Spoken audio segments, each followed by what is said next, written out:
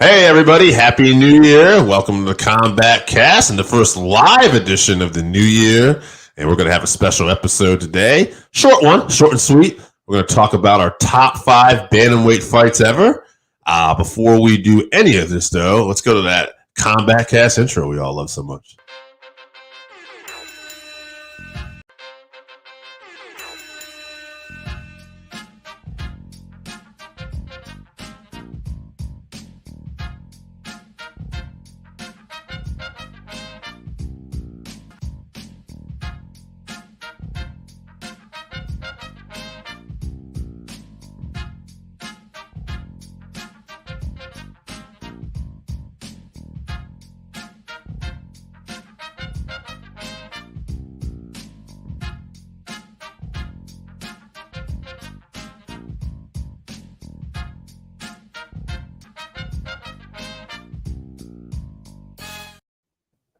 All right, as a wise man once said. Chevy, first off, great to be back. Secondly, why don't we tell people what we got coming up? All right, so January 14th, we're going to be back into MMA fights at UFC Fight Night, Imavov versus Gastelum, which is a fantastic middleweight matchup. And then January 21st, UFC 283 Teixeira versus Hill with that increased pay-per-view price. I hope it's a good card. So, and then later on in the month, we're working on another something special for you guys. January 28th, we'll hopefully have something special. Yeah, that week. Absolutely. Yeah, I'm trying to do some stuff too here, guys. Chevy talking behind the scenes. All right. Yeah. Here we got. But short week, we're going to do a top 5 bantamweight. But before that, couple news items. Chevy, why don't we hit? You know the one we want to talk about. We're going to talk about, but we'll say that one. Let's. We only got 2 news items this week. With not very much MMA going on. Go ahead. You got one? Okay. Well, I got one. We'll do the injury. We'll do the one I got, and then we'll obviously. Okay. All right. So, Damir Ismagulov has retired from MMA. He was sporting a 24-2 record. He lost in 2015, and then he just recently lost a unanimous decision to Arman Sarukian, close fight. Unfortunately, he has an undisclosed health issue, which has caused him to retire early. Bummer with such a promising fighter in the UFC. Yeah, I mean, anytime you get something like this, you kind of speculate the worst, how did they come about finding out this information? So it's very interesting. A real sad story. If it's an injury, sometimes I always question, when a fighter retires really young too, it's like, what else do they have going on? They're not making necessarily a ton of money. We talked about this before too. UFC level fighters, unless you're that top UFC level fighter or you're somebody they feel can draw money, like a Sean O'Malley or somebody like that, you're not going to necessarily be getting that top athlete dollar. So you can see where a guy gets an injury or if he's having self-doubt, where they're just like, all right, out of this. But undisclosed injury, whatever it is, I hope the guy ends up being happy and healthy enough to live a pretty normal life. You hate to see something like that for someone that young still. Right, and that promising, absolutely dominant. So, it's a bummer. Hopefully he'll be okay. And like you said, he'll figure out his next chapter and move on. Absolutely. Now, so the one I want to talk about, actually, let me pull it up here. I had this earlier. I meant to tell you about this. I was interested. It's not really a huge news story per se. Sean O'Malley, I thought it was interesting. He had some comments, and I'm just wondering if we think we're getting a more mature Sean O'Malley. All right. He said, I used to call Marlon Vera a journeyman, but this was before he beat all those good guys. I didn't think Chito was going to get as good as he did, but he's gotten good. He's gotten really good, and nothing but respect for him. I hope he beats Corey and Aljamain, and he beats Henry. Aljo moves up to 145, and me versus Chito, July. Massive fight for the belt. So, here's a guy who Chito obviously hurt his leg, won the fight. O'Malley, though, I think we would agree, especially after his fight with Jan, has improved, in the octagon. But I mean, to hear him even like, you know what I mean? He's not really talking about that level. He's obviously not one of those guys who wants to say, yeah, I was wrong. I should just chalked it up. I lost. The mentally undefeated thing was stupid. But he is, talking very complimentary of Cheeto. Is this, you think, a more mature Sean O'Malley mentally? No, I think he's a smart businessman, and he's positioning himself for a fight against a very possible champion in Marlon Vera, a big fight. So I think he's just building a fight. He's been talking complimentary about Marlon for the last few fights, I think. So yeah. No, I don't think he's some vastly more mature person. I think he's just an intelligent businessman. He's trying to get his money, so good for him. Matt Brown had this comment about Paddy Pimblett, where people were saying they lost respect for Paddy because he wouldn't, admit that he just lost, or maybe not even just saying I didn't have a great performance, whatever, right? Matt Brown was like, he's a content creator first. He's a social media mover. He's like, that's what he is before he's a fighter. It doesn't look good if he admits he lost. Like, he has to, he's better off just saying I won at this point. Do you think there's some truth to that? And do you feel like Sean O'Malley falls into that category a little bit? All right. So off the top of my head, I'll say no. I see Sean as a real fighter, a possible champion. Do I think he's going to get his money and then get out? Yeah, I think he will. I don't think he's going to stick around for the love of the game or anything like that. Paddy, I'm not convinced at this point that, he's championship level material. It could just be that he doesn't respect these guys, and he can't get up for these fights properly, and he's being wild and not fighting intelligent because he was a good champion in a respectable promotion in Cage Warriors. So I'm not sure, maybe just a little bit too many distractions or something like that. But at this point, from what I've seen, I'm not convinced that Paddy will be champion. So I do think he is more in that content creator space at this point. But, I'm hoping that I'm wrong about that, and Matt Brown is wrong about that, and he comes good as a fighter and can make a run to be a champion, and arguably, I would say not even arguably, the toughest division in the UFC. No doubt. Yeah. Okay. Let's get to the big news. Dana White out there. Do you know the location? I can't remember it off the top of my head.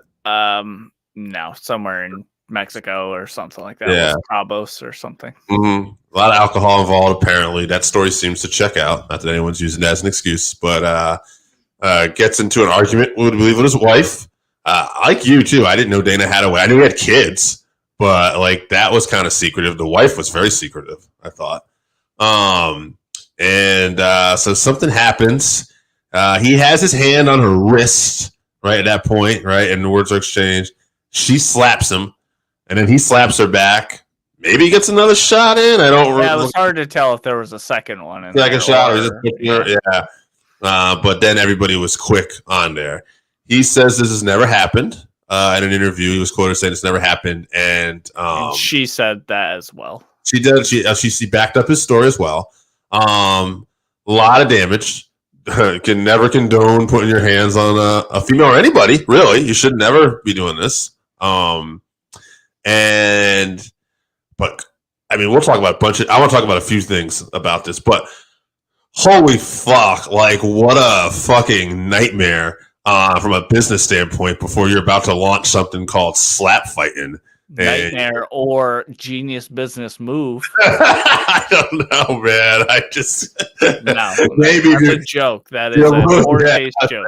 Okay, if you're appealing to the lowest denominator fan, I mean, you are going to create controversy, and but yeah. And then again, at the end of the day, too, who owns ESPN? Disney, right? So I mean, this could be this could actually be a big ripple effect because you never know. Like a company like Disney or something like that, Dana might not be untouchable in a situation like this. So I wouldn't. He's safe.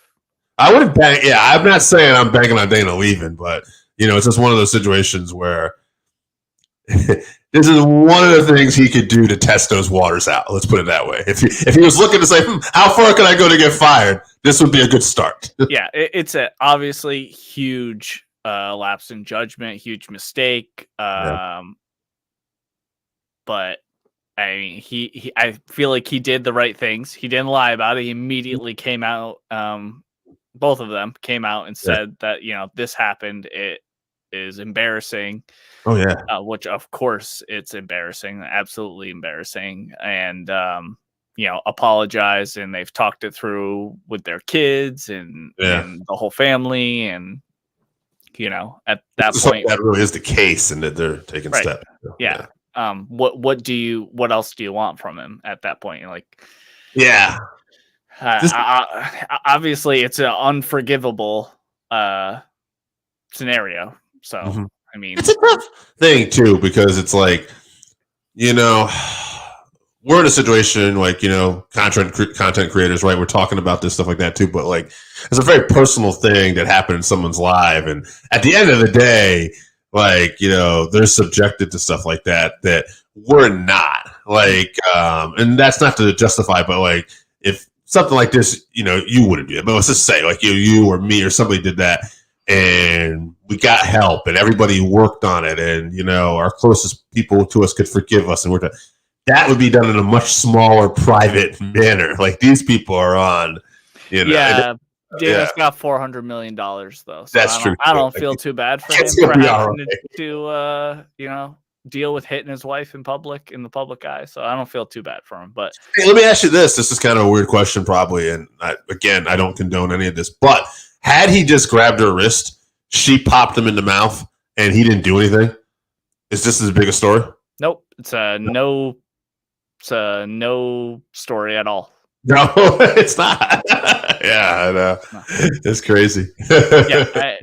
Dana's a big man. He's a man. He's a man. I know. I mean, and so obviously absolutely inexcusable.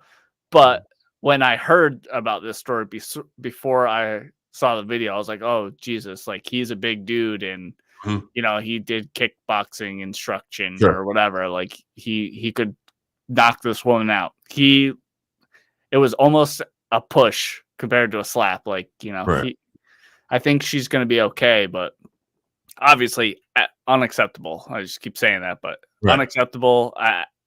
I'm sure Dana is embarrassed. He said he was embarrassed. Oh yeah. His wife was embarrassed. Hopefully they could. Yeah. It's a shame for everyone involved. It's a black eye for the company for sure, especially with Dana trying to start this power slap league. I wouldn't be surprised if maybe some fighters, some quote unquote slap fighters, call him out. I'll slap the boss if he wants to slap women or something like that. Well, I don't know how, like, if these are live too. I don't know if these have been taped. Obviously, slap fight records are not like public knowledge. I don't so I don't know. But you got any interest in watching that power slap league? I might have a morbid curiosity of watching the first episode just to see like what it is, but I won't lie. Let's say I forget about it. Like it's one of those things. Like I might forget about it, and if I don't, I won't be like upset either.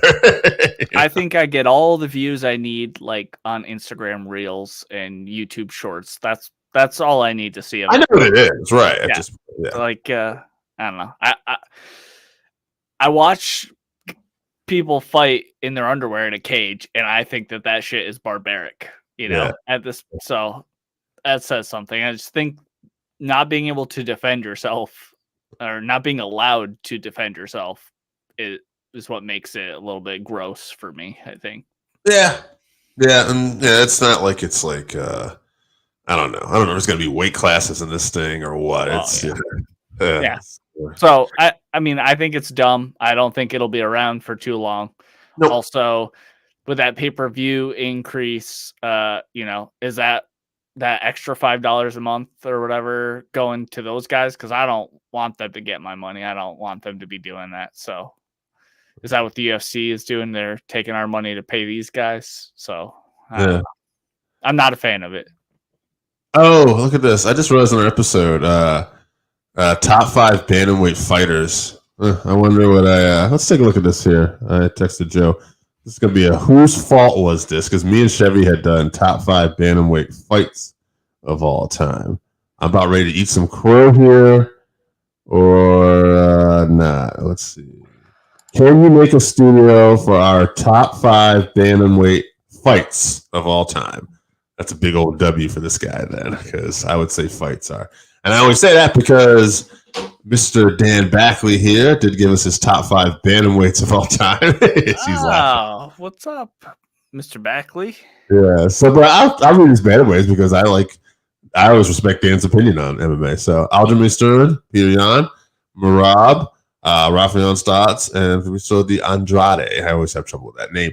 So great list, and we'll get. Is that current or all time? It can't be all time.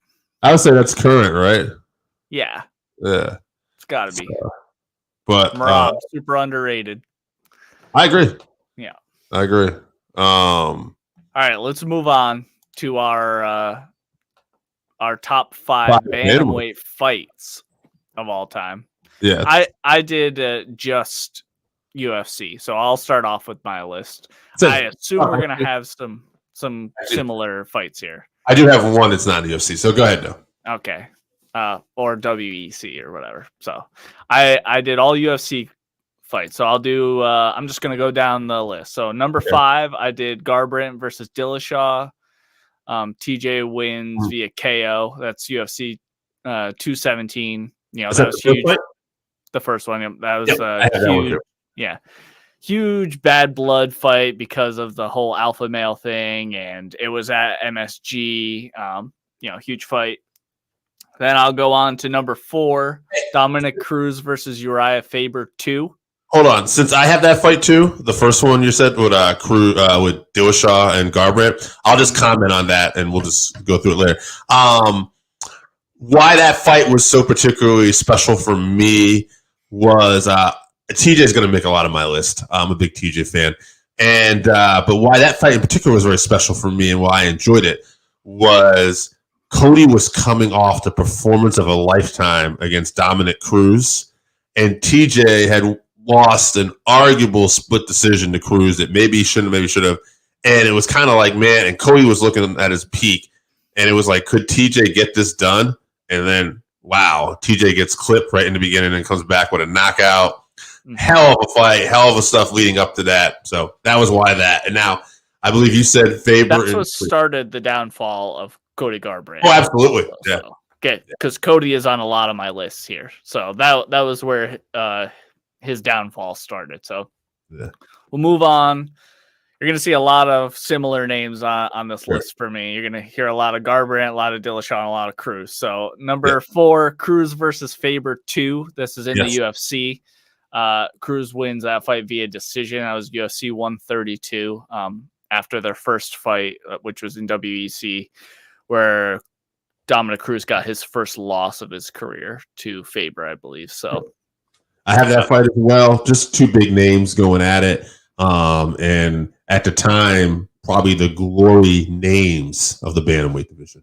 Yeah, absolutely. And it was a close fight, relatively close fight too. So going to move on. Number 3, it'll be Cruz versus Dillashaw. Cruz wins by that split decision that you were talking about. That was UFC Fight Night 81. Mm-hmm. Super, super close. Could have gone either way. Some people thought TJ won, and obviously Cruz got the decision. Did you have that one on your list? I did not. I had another fight. So go ahead. Go ahead. I go to your next one. That was number 3, right? Yep. So number 2 for me is going to be Renan Barao versus TJ Dillashaw. It was a close, almost number 1 for me. So yeah, obviously TJ wins via KO. That was UFC 173.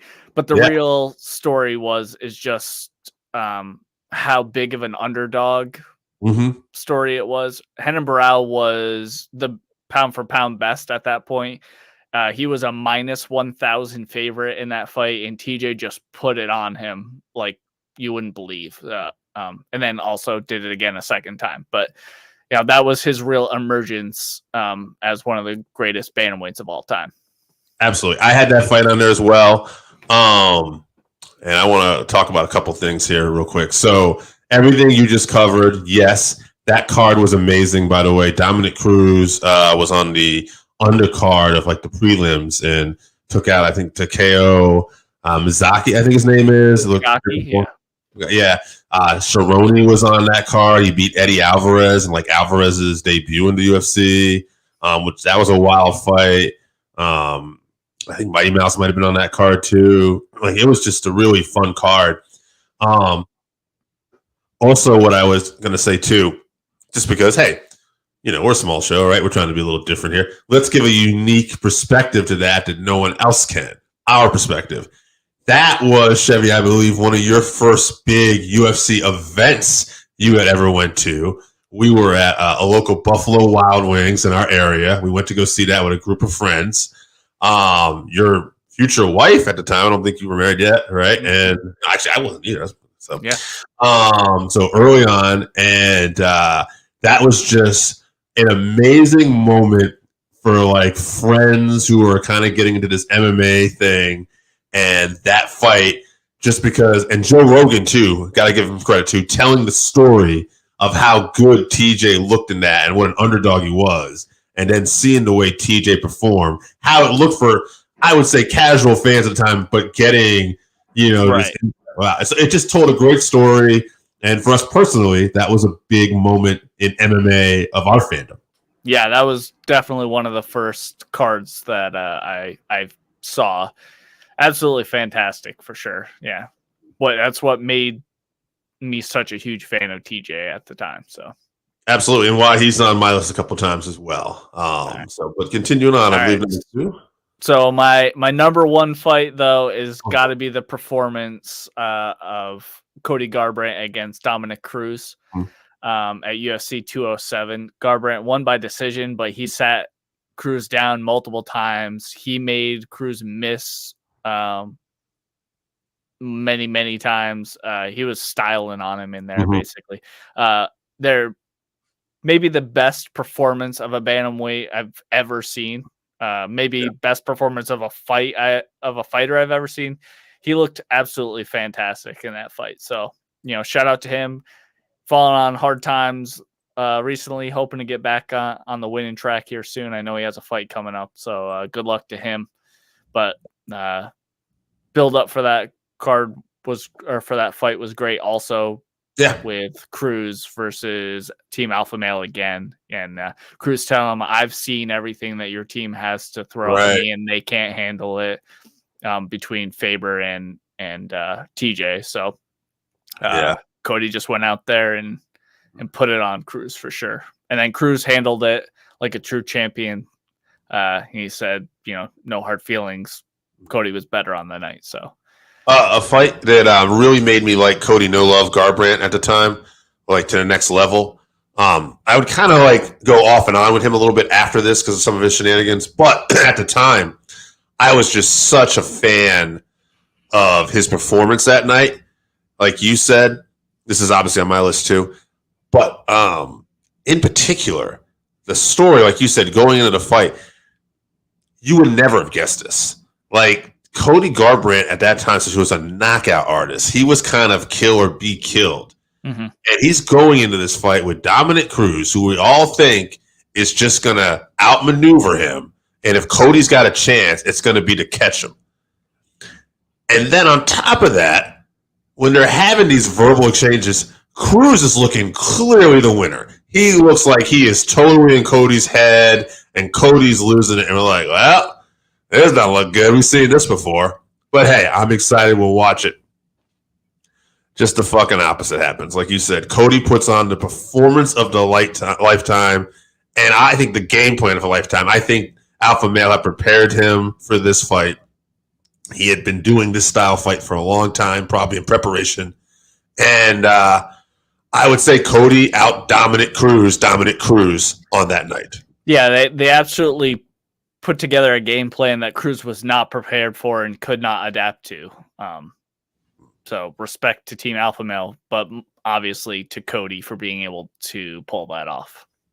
So it's funny. So I'm going to go back with his list here too. He's got Garbrandt versus Dillashaw, Cruz versus Cruz versus Munoz. That was a good one. Sergio Perez versus Horiguchi, and Ricky Mendez versus James Gallagher. Excellent list. I'm going to just read mine real quick here. We'll get out of it. Dillashaw versus Cody 1. We talked about. Cody versus Cruz. We talked about. Dillashaw versus Barral 1. We talked about. Couple honorable mentions. I'm a Cody fan, a Dillashaw fan. I had Dillashaw and Cruz in my mind, and I was there live, but it was one of those fights that I don't know. I think maybe watching it live, it was one of those fights that didn't connect with me as well as like maybe on TV. So, but I recognized what a big deal was. Another fight recently when Dillashaw came back and fought Corey Sandhagen.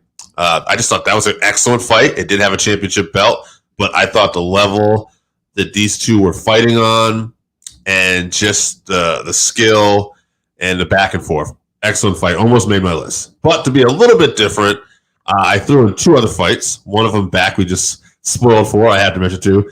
Horiguchi Pettis, because this was a great performance because of the live factor. Mm-hmm. So I saw that fight live. We're like kind of tired. Like, Horiguchi's schooling him. This is pretty much over. Boom. Sergio Pettis spinning back fist, round 4. We all go home talking about what a wild night this was. And so for that moment, that made my personal top 5 list for bantamweights. And then finally, to be a little different again, I decided to do this one. Pena versus Amanda Nunes 1, because it was such a shocking upset. It was such a crazy moment. And it was one of those things going in where I had a little bit of a feeling, but I'm like, no way. I don't trust that. Get out of here. That's stupid. I'm never going to even tell it. And I just remember Nunes is like she's so dominant. There's no way. But again, what a moment. When the rematch happened, to me, it looks like Amanda Nunes was just maybe took her lightweight and is on another level. We'll see. I have a feeling we'll get a trilogy out of this at some point. But that first fight was quite a moment. Yeah, man. Bantamweight is a excellent division for sure. Absolutely. And then we'll give one more for back here. Peter Yan versus Sandhagen could be up there too. And you know what's funny? I didn't want to say that one because it was so recent and stuff too. But that was an excellent fight. And also I have to say too, even more recent Yan O'Malley, it was kind of riddled in controversy. But that fight itself was kind of a coming out fight for O'Malley, and Yan was just Yan, and I thought that was an excellent one too. So just to put over this division even more, like there's so many good fights. I think if we do this list again in a couple of years, I bet we have Sandhagen on quite a few fights. So absolutely, and I would not be surprised too. Guys like Merab, who even though he's a wrestler, is just.